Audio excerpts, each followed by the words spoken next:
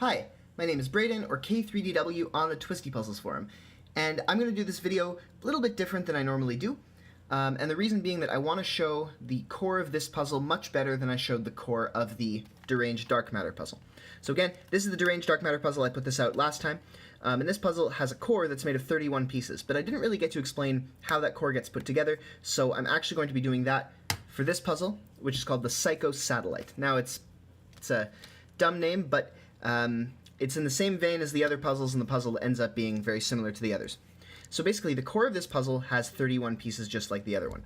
It starts out with this inside. It has this little, tiny little hexahedral core right here. It has six-sided like a cube, and then there are 6 different plates that screw into it.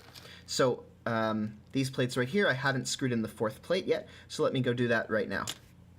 Okay, now that that's done, I can put on the top plates. Now, I call these side plates equatorial plates, and I call these top ones axial plates. If you notice, they look different to each other.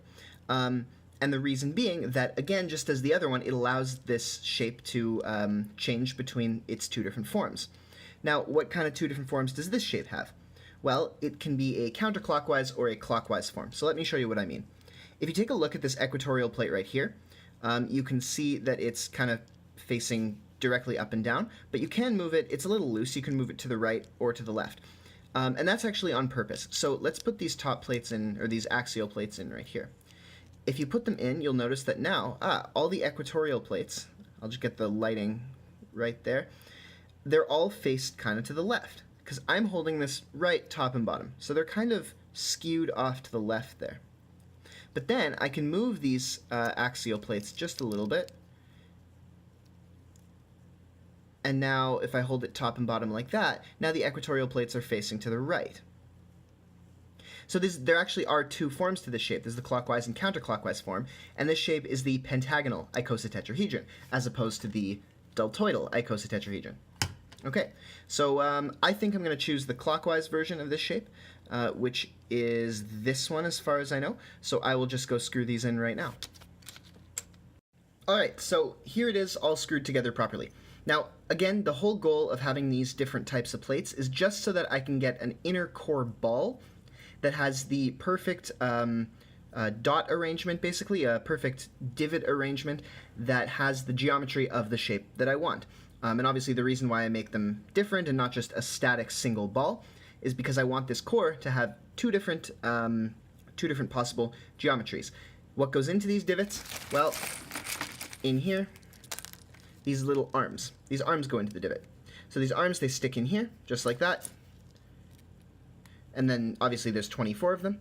And then into these arms, so then once these are all in here, this whole thing ends up being the whole core, and then into these arms goes a centerpiece. And this centerpiece screws in just like that. So now, basically, what I have to do is to glue in these arms. So I will go do that now. Okay, so now the core is put together. One thing I noticed was actually that the core arms don't always point exactly straight out. They can get loose a little bit, which, you know, obviously that's going to happen. But the way to, I think the way to properly fix that in the future would be, instead of gluing these arms into the plates, I think it would just be to have the arms and the plate all as one piece, and this entire thing just prints as a single piece. The reason that I broke it up all like this is because I originally planned to print this in SLS, but because this is now printed in FDM, it doesn't really cost me anything more to just make this all one piece.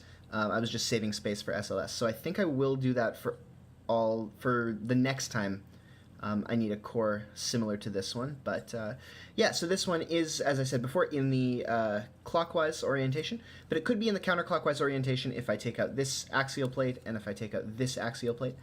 So basically the next step now is just to put all the pieces together. So I got all my centers, I got all my corners, and I got all my edges. I'll show those right here, actually. Let me grab a couple of those. So this is what a corner looks like. It won't focus on the corner. This is what an edge looks like. If you notice, these corners, they have little blemishes on the top. That's only because that's where the top of the print was, and so it just left a little melted part that I had to cut off. Same with right here on the edge, but that's not really as noticeable. And then the centers I showed before, so those look like this. So I will go put this all together and come back. Okay, so here's the Psatellite completed. I assembled and stickered it, and I think it looks very good. Now the stickering arrangement is exactly the same as on the Deranged Dark Matter. The only difference is that these sort of square arrangements here are sort of offset, rotated to the right on the Psatellite, and if you look in the corner, the triangular arrangements are offset, I would call that maybe to the left, sort of. So stuff's just rotated a little bit, but the face arrangement is almost exactly the same, and so the sticker arrangement is almost exactly the same. Now, actually, after I saw how good the gold stickers looked here, I decided to put the gold stickers on here as well, because I think they look pretty good. Now, these faces are pretty loose, and I made them that way on purpose, otherwise the puzzle wasn't going to turn very well. Everything felt very stiff. Now, contrast that here. The faces aren't that loose, like there's no pieces that are jiggling in place, but these faces do turn very well. These ones, the faces needed to be quite loose, otherwise the puzzle wasn't going to turn very well. It's not too noticeable, and it's not really that bad, except you might see some pieces are just able to move back and forth like this, where they shouldn't really be able to do that.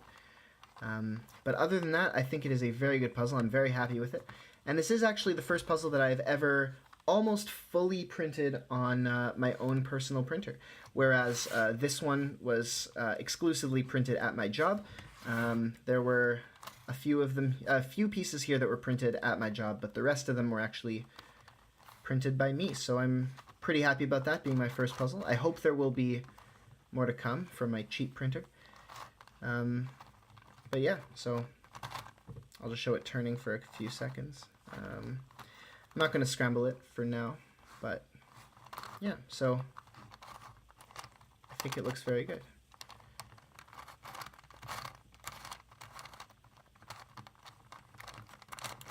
So once again, this has been the Psatellite puzzle.